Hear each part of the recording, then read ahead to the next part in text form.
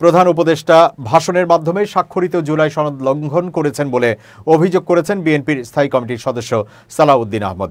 বৃহস্পতিবার প্রধান উপদেষ্টার ভাষণের তাৎক্ষণিক প্রতিক্রিয়ায় এই কথা বলেন তিনি।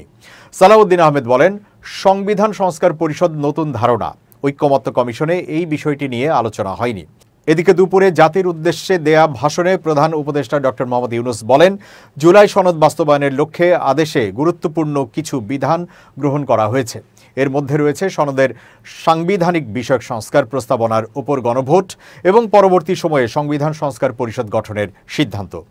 গণভোটে সংখ্যাগরিষ্ঠ ভোট হ্যাঁ সূচক হলে নির্বাচিত প্রতিনিধি নিয়ে সংবিধান সংস্কার পরিষদ গঠন করা হবে।